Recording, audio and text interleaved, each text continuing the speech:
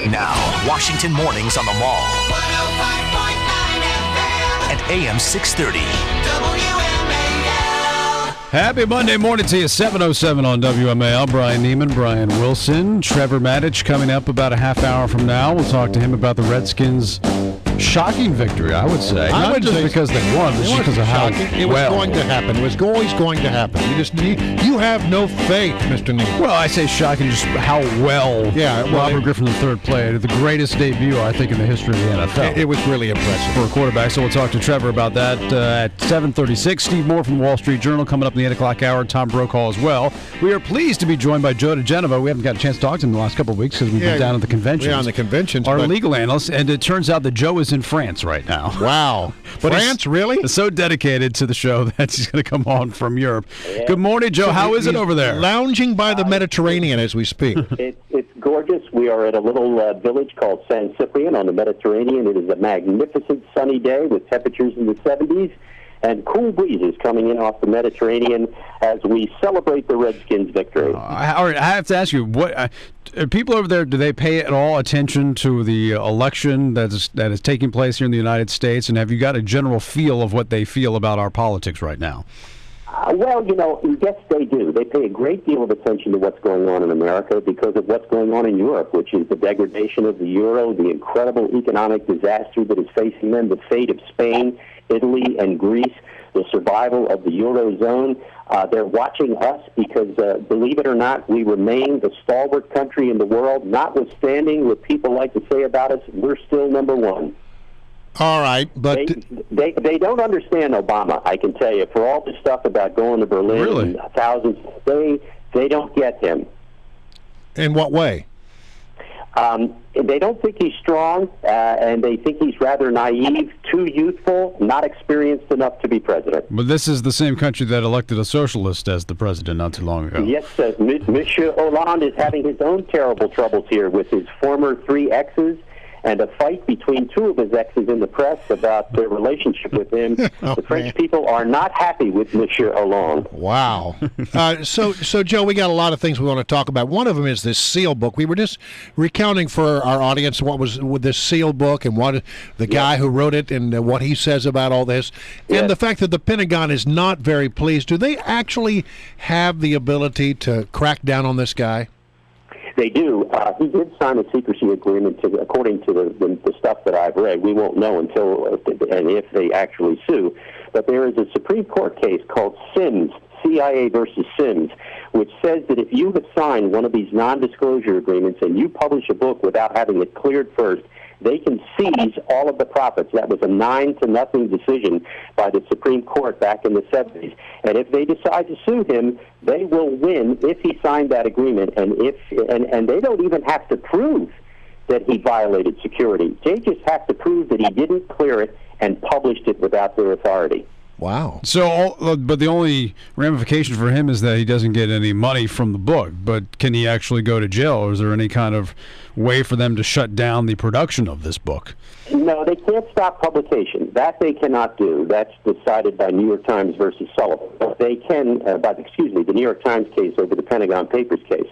But they can prosecute him if he, in fact, disclosed intelligence information, but you know what? Once the White House started leaking about this, that's it. There's no way the Justice Department can prosecute this guy. I mean, the disclosures from the NSC, the stuff on the front page of the New York Times, I mean, really outrageous leaks. And, of course, there's an investigation of those leaks underway right now, so I just don't see a criminal prosecution, but they might go after the book profits. Well, that's sort of my argument. I mean, I think there was some value in learning of some things about what this guy said. For one thing, we found out that the administration's version of what happened apparently is not accurate, and there's some value in that. Yeah, but I guess the question is, given the fact that the administration opened the door to filmmakers and certain reporters that they find give them favorable coverage on this issue, and basically gave them the whole story and the whole narrative on exactly how it went down, how can you then criticize a guy who was actually there?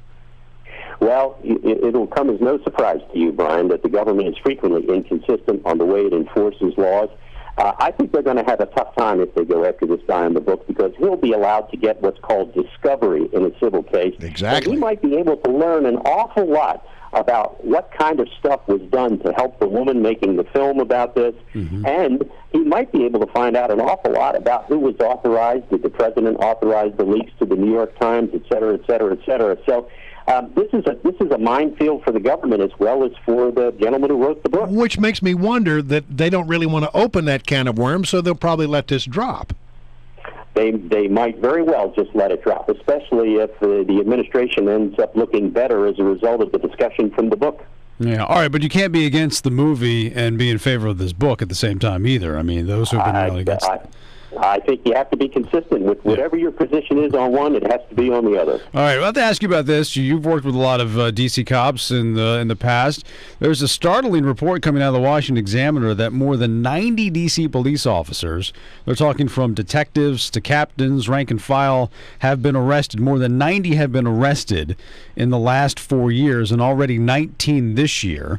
That seems like a high number to us. Do you have concern about the number of D.C. police officers that have been arrested, and why is that the case in D.C.? Because it seems to be higher in D.C. than just about every other major city. It's very, very serious. It's a very bad number.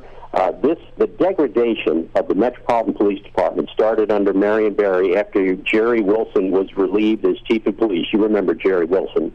At that point, Maurice Turner took over. The mayor and Maurice Turner imposed new hiring requirements, which eliminated some of the baseline factors necessary. They messed up background checks. You recall several years ago there were a whole bunch of people who were hired who had criminal offenses, including felonies in their background, which were never discovered until after they were on the police force. There has been a slow but steady degradation of the quality of the police force. We used to have one of the best police forces in the country. We are now low to mediocre in effectiveness and in the nature of the people policing. It's a very bad situation for the nation's capital.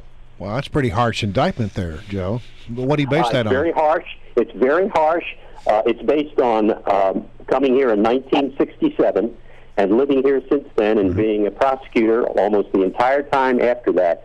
Watching the performance of this police department, there used to be a homicide squad, there used to be a robbery squad, there used to be a sexual assault squad. They eliminated all of those, and the reason they did, they thought it was creating a group of elites who were taking away good cases from the precincts. Well, of course they were creating elites. They were creating people who knew how to solve crimes. Right, yeah. They do not solve crimes anymore the way they used to. All right, Joe. Good to talk to you. Thanks for coming on. Enjoy the rest of your vacation. Yeah. Thank you very much, guys. Take care. Joe diGenova, legal experts, coming to us live from France From the Mediterranean. 7:15 on 105.9 FM and AM 630 WMAL. President Obama's Joe Biden moment. We'll play some of that. We'll talk about the polls, which don't look too good for Mitt Romney this